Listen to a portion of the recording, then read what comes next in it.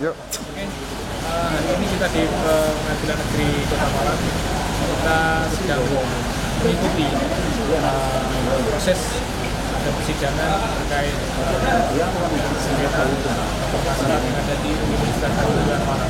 Kebetulan kita sedang dengan Mas Yogi selaku tim hukum kuasa hukum dari UNIKAM.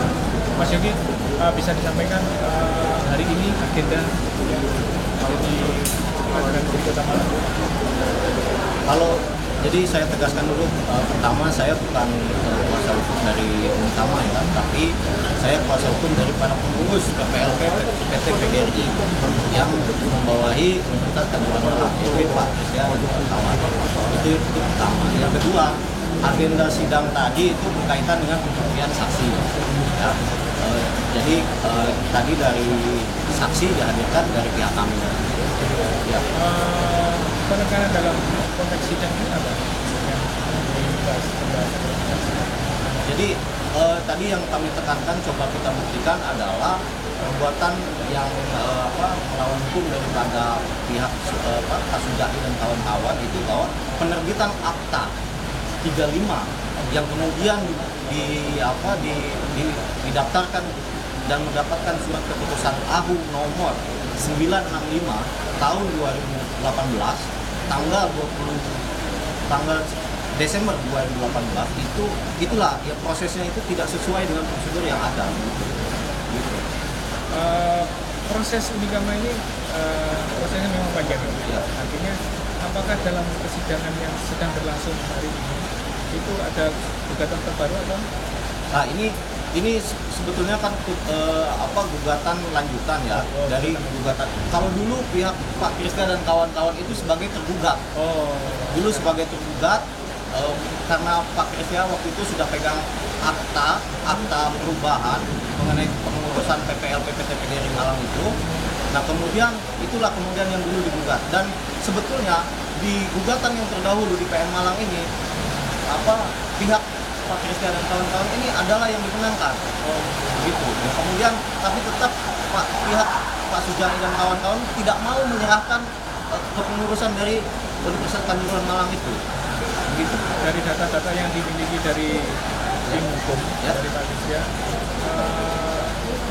mungkin bisa digambarkan atau bisa disampaikan sebetulnya sengketa ini sampai seberapa jauh, berapa dalam? Sengketa ini sangat banyak dampaknya Pak ya. Jadi dampak daripada sengketa ini tadi sudah kita coba buktikan juga bahwa berdampak pada dosen dan karyawan yang kemudian dipecat oleh pihak Pak Sujai dan kawan-kawan. Mereka sekarang tidak memiliki pekerjaan. Yang tadinya dosen, Pak bayangkan Pak, yang tadinya dosen sekarang nge-grab, gojek, terus kuli bangunan. Ini kan dampaknya luas begitu. Daripada persengketaan ini dampaknya luas Pak. Itu yang tadi juga coba kita untuk buktikan bahwa persengketaan ini menimbulkan dampak yang besar gitu. ini tadi menghadirkan 2 saksi. Ya. Mungkin adalah agenda kelanjutan untuk menghadirkan saksi. Kami ada satu lagi saksi yang akan kami hadirkan. Oke. Ya, Jadi, lanjutnya nanti di persidangan bulan tanggal berapa? Sidang tadi ditunda 2 minggu, dilanjutkan tanggal 14. Oke, sementara itu yang disampaikan dari Baik. nanti kita ikuti terus kelanjutan persidangan. Ya, sekarang saya sudah dengan Pak Christian. Ya, kebetulan beliau adalah ketua yayasan atau jadi Pak Christian, mungkin bisa dijelaskan singkat Pak Christian. Ini adalah persoalan sengketa yang kemarin itu sempat mencuat dan sampai dalam dampaknya luar biasa. Apa yang bisa disampaikan Pak Christian? Ini sebenarnya konfliknya hanya seputaran kepengurusan. Pak Jai waktunya selesai nggak mau selesai gitu aja. Sepelenya kan gitu. Tapi menyangkut hukum. Tetapi dampaknya ini karena rektor terlibat. Jadi rektor itu dimobilisasi sama Pak Jai untuk masuk di dalam ini. Sehingga rektor jadi nggak netral. Kalau sudah tataran rektor terlibat, ya dosen karyawan. Yang dampaknya luar biasa, sekitar kita itu awalnya itu 150 orang. Akhirnya mereka mundur sendiri-sendiri. Kemudian keluar pemecatan yang artinya dosen karyawan itu karena nggak dibayar lama, mereka gugat di Disnaker, baru dikeluarkan surat pemecatan. Surat pemecatannya bunyinya ini yang nggak manusiawi. Dipecat dengan tidak hormat. Itu kalau dia maling itu dikasih dengan tidak hormat.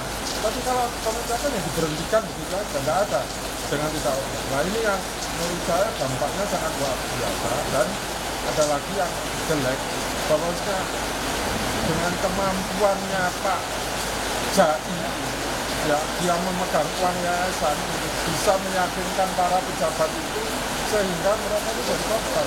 Bukti pun percaya bahwa Pak Jai itu benar. Sedangkan awal-awal itu yang punya ahli legalitas saya. Tapi dengan kemampuannya Pak Jai melobi para pejabat itu sehingga dia bisa membuat akrobatik hukum itu. Pak Christian, langkah-langkah apa nanti yang akan ditempuh atau yang akan dijalankan dalam persidangan? Jadi konflik ini kemarin kan akhirnya ke fisik karena rektor mengerahkan dosen dan karyawan, akhirnya konflik itu bukan di tataran yayasan, tapi konflik di tataran bawah. Dosen karyawan fisik kan. Nah, akhirnya saya tidak punya kemampuan finansial karena selama ini uang yayasan dipotong pajak.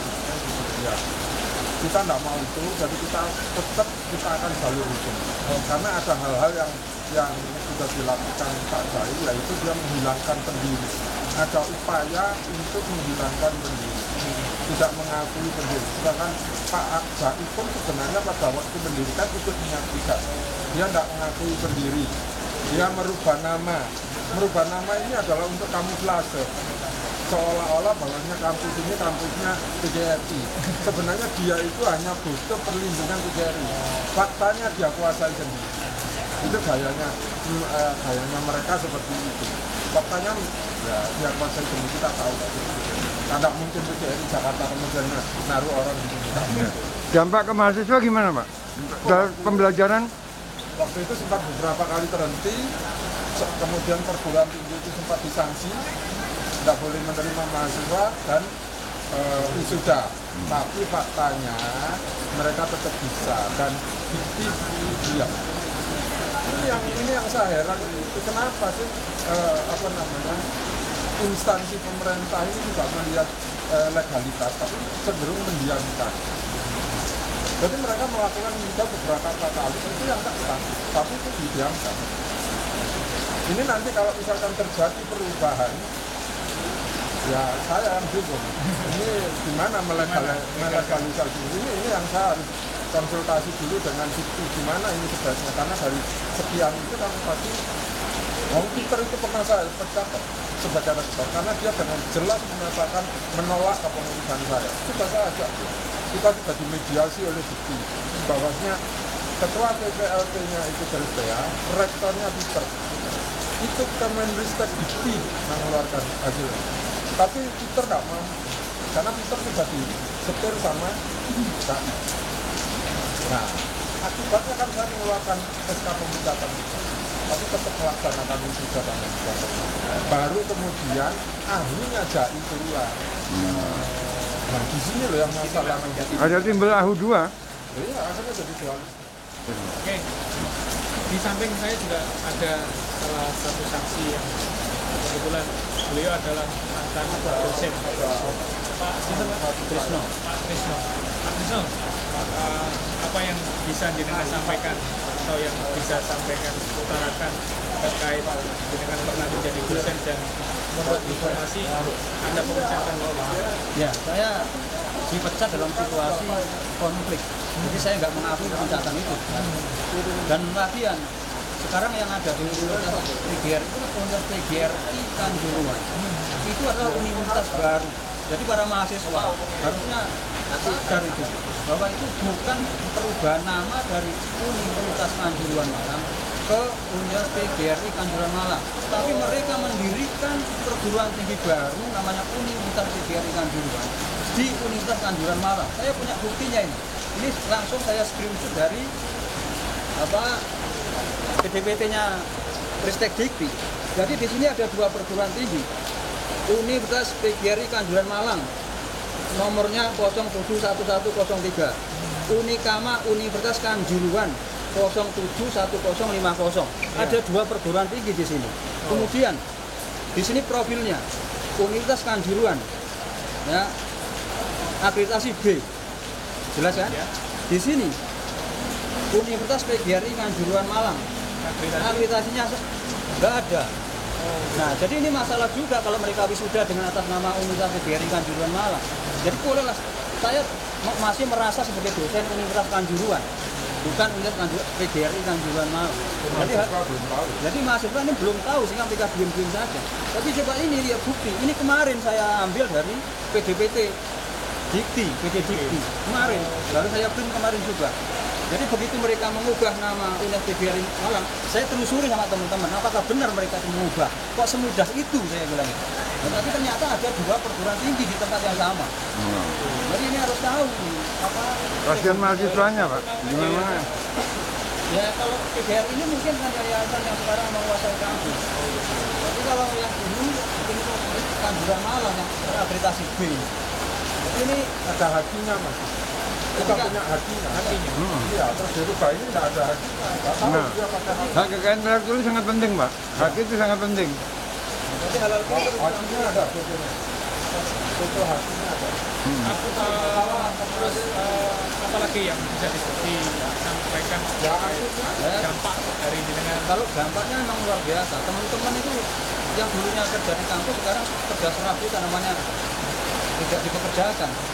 Ya sebenarnya kami kan bersifat netral, tidak berpihak pada siapa yang diakui oleh pemerintah itulah yang kita bela.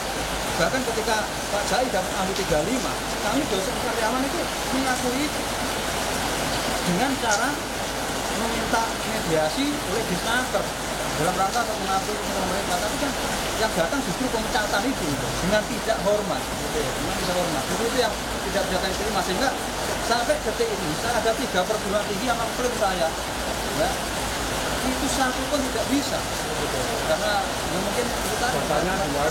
Dengan tahunya bukti atau informasi seperti ini, apa usaha jenengan atau keinginan jenengan?